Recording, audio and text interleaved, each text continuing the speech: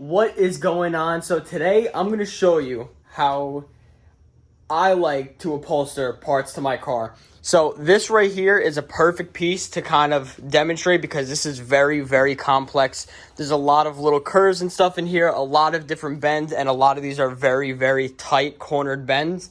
When it came to doing things in the car, such as a door panel, this is how I did the door panel. For anyone that actually is curious on what I did here, I do have a time-lapse video on my Instagram. I'll link my Instagram down in the description so you can see.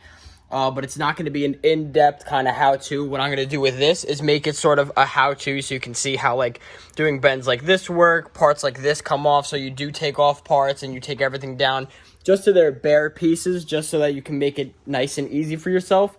But this, there's nothing to take off. There was a little cover over here. This is the speaker outlet that goes in the backs for the quarters. That's why you don't see the... Ooh, sorry about that. That's why you don't see the quarters in there. They're off. But I'm going to get right into it because it's going to be a pretty lengthy one, but I want to make sure we can get through everything. There's also a little piece right here that is... Let's see where that piece is. That piece should be out here somewhere. So this is the speaker cover. And what did I just lose? So that is one of the clips. Well, I got the speaker covers out here somewhere. They're here somewhere. Let's just get right into it.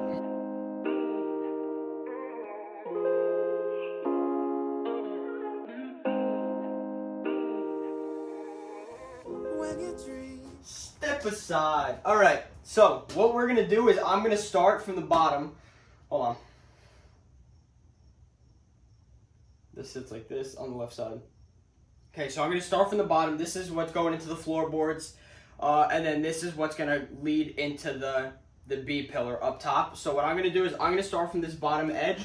It's going to be a difficult edge, but I think once this side goes down, everything for the most part is flat up top, as you can kind of see from me doing that little pull up right there. So what I'm going to do is this is what I use. This is the 3M 90 adhesive spray. Some people use the 77. I like to use the 90. I feel like the 90 is wetter. It sprays on nicer. So this, you spray it on both sides. So it's going to get sprayed on this side, and then we're going to spray it on this side. You wait for it to tack off. It turns like a matte finish basically. If you could touch it with your knuckle and then lift up and it doesn't lift anything off, that's when you know you're good to go. Then it's like at its maximum, I don't want to say stickiness. It's like it's tacked off basically. So then you can take it and stick it down, or not tacked off, it's tacked. All right, so let's get into it. I'm gonna time lapse this because you're just gonna see me taking it, working it all the way through the contours. You wanna go slow. The other thing, if you happen to find yourself messed up or it creases a little bit, say like you find it where it's like this and it goes like this and it sticks onto itself, once you go and you pull it back off, it's going to peel off the glue to one of the sides and it's going to stick to the other side, and you're going to have to apply more glue, which means you're going to have to wait for it to then tack off again. So be steady with it. Take it slow. Work on something that's, the best way for you to start this, work on something flat first. Work on something that you know is just a nice flat surface so you can kind of get used to using this sort of a material, because it does stretch. There is a lot of give in it, which is why I went with the Alcantara part. So if you look, this is a nice stretchy material, but still, just work on something flat first, get used to it, and then work on the contours, because these are going to be difficult. All right, let's get into it. Rays of light, shimmering, guiding you through the night. I know it feels like the night's getting longer, and light is harder to find. I promise I'll always be there, I'll remind you when you close your eyes. If they set for me tomorrow, even if I leave right now, you'll find comfort there in knowing whenever in doubt, you can find me when the lights turn out. When the lights turn out. All right, I jumped the gun a little bit, so I'm going to break it down and explain it. So now that I have everything formed the way I want it to the piece, what I'm going to do is take this without getting it dirty, flip it, and like you see here, I'm going to take what I use is Barge all-purpose cement.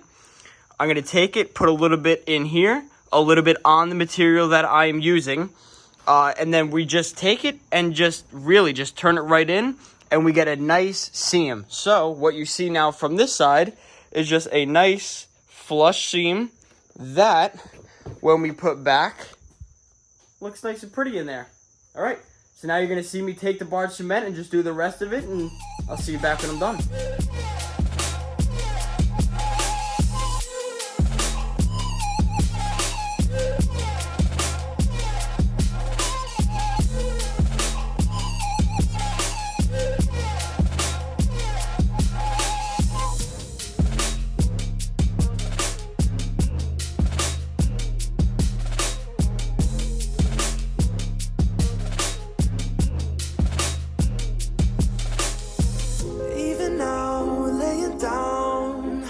Of miles away, I can see you and me like it was yesterday.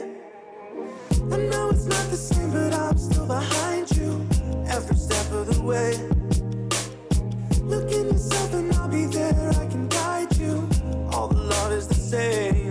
If they send for me tomorrow, even if I leave right now, you'll find comfort there in knowing whenever in doubt, you can find me when the lights turn out. When the lights turn out. Anyone doing a piece like that, just take your time. If you don't have a flat piece to practice on, or you just want to go, crazy and try a very hard piece, just take your time. When you're doing little things like this, it's very hard at first to learn how to form everything where the fabric is not going to work against you and you can make it work, in favor of you. Now, so this piece that I picked is very hard, but also it really knocks off all my check marks. So this piece has these two little tabs. This piece slides right in here like so.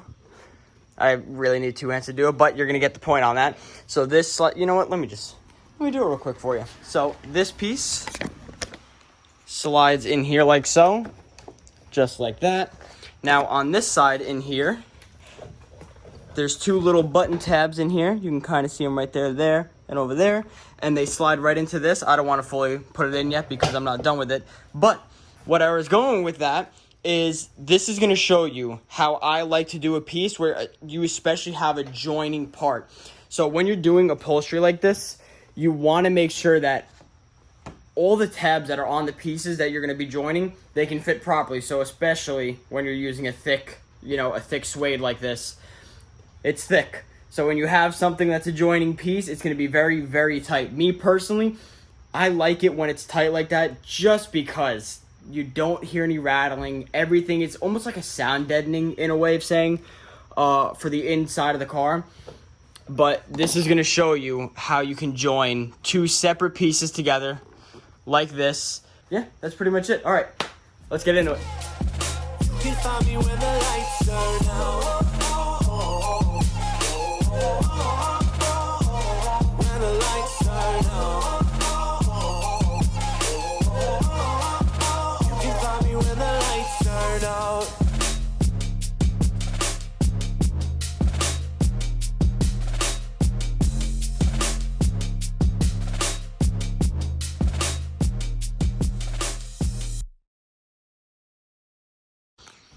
All right, now this is our completed piece.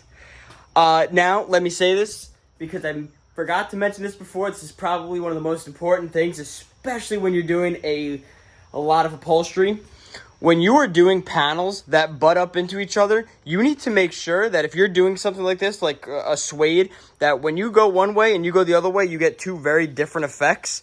You need to make sure that carries over into the next part, because the last thing you want is to find out that when you brush it one way versus the other way, it looks different, because it'll be very hard to maintain that look. But I hope you enjoyed this video. I'll see you in the next one.